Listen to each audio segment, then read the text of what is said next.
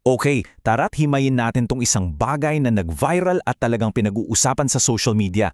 Isa siyang post na, alam mo yun, parang pinaghalong political commentary at medyo may pagka-prophetic. Titingnan natin kung ano ba talaga ang mga kahulugan sa likod ng mga simbolong ginamit dito.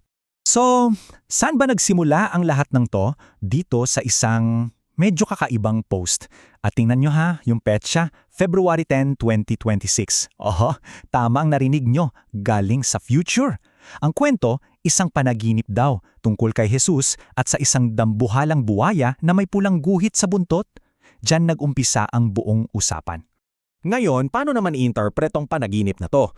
Dahil nga viral, may isa ring video na sumikat na nagbigay ng detalyadong paliwanag sa bawat simbolo. At yun yung bubusiin natin ngayon, isa-isa, para mas malinaw sa atin ang lahat. Okay, unahin na natin yung pinakasentral na simbolo, yung buwaya. Alam naman nating lahat to, di ba? Dito sa Pilipinas, kapag sinabi mong buwaya, automatic na yan, ang pumapasok sa isip natin ay mga sakim at korapto na opisyal. Yan yung pundasyon ng buong paliwanag. Sunod, yung part na paghawak sa buntot ng buhaya. Ano naman daw ang ibig sabihin yan? Well, ayon sa interpretasyon, ito raw yung mga taong sumusubok na labanan at pigilan ang korupsyon. Sila yung mga matatapang na naglalantad ng katotohanan. Pero ito yung part na medyo masakit. Yung guhit na pula raw sa buntot, yan daw ay sumisimbolo sa galit ng taong bayan. Ang malungkot, imbes na yung galit ay mapunta doon sa buhaya, ang nangyayari daw ay bumabalik ito at nananakit mismo doon sa mga humahawak sa buntot, yung mga whistleblower. Ang sakit, no? Okay, so mula sa mga simbolo, paano naman to ikinonekta sa nangyayari sa totoong buhay? Dito na ngayon pumapasok yung matinding kritisismo ng speaker sa ating lipunan at dito nagiging mas malinaw yung punto niya. At ito yung isa sa pinakamabigat na sinabi niya. Baliktad na raw kasi ang sistema. Yung mga taong naglalakas loob na magsiwalat ng katotohanan laban sa katiwalian, sila pa yung kinakasuhan, sila pa yung nagiging biktima sa huli. Kaya mapapaisip ka talaga, no?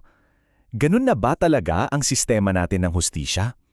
Parang para lang sa makapangyarihan at ang parusa ay para sa mga nagsasabi ng totoo? Isang mabigat na tanong na kailangan nating pagnilayan. Well, hindi lang pala doon natatapos yung reklamo niya. Lumawak pa yung issue. Ang sinasabi niya, tila nasa isang sistema na tayo kung saan may kanya-kanyang batas. Iba ang batas depende sa kung sino ka at kung nasaan ka.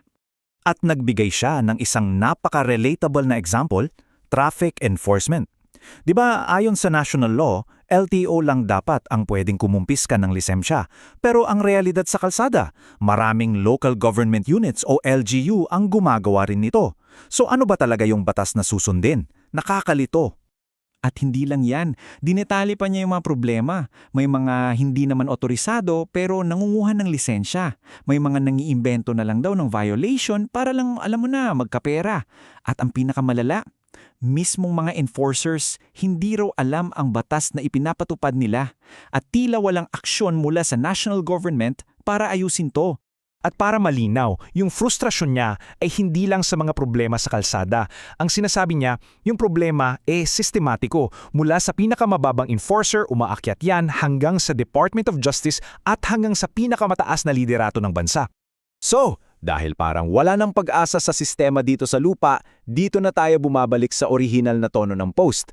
Nagiging isa siyang babala na parang galing sa itaas, isang panawagan para sa divine justice. At ito na yung huling banat niya sa mga tinutukoy niyang korap. Isang paalala na kahit gaano pa sila kapangyarihan dito sa mundo, pansamantala lang yan. Dahil ayon sa paniniwala niya, may mas mataas na paghukom na naghihintay sa kanila. Pero, sa kabila ng lahat ng galit at frustrasyon, nagtatapos pa rin yung mensahe sa pag-asa. Ang pangarap niya, na sana malinis na ang gobyerno sa mga buwaya at yung maiiwan na lang ay yung mga tunay na may mabuting puso para iangat ang Pilipinas. Kaya, ito ang tanong na iniiwan sa ating lahat. Itong buong mensahe ba ay isa lang matalinong komentaryong pampolitika na binalot sa wika ng propesiya o isa ba itong tunay na babala? Alam nyo, ano man ang sagot, pinapakita nito ang isang malalim na phenomenon sa kultura nating mga Pilipino. Kapag pakilamdam nating bigo na ang sistema dito sa lupa, madalas sa langit na tayo tumitingin para sa hustisya. So, anong sa tingin nyo? kritikang pampulitika o pangitaing propetiko. Kayo na ang humusga.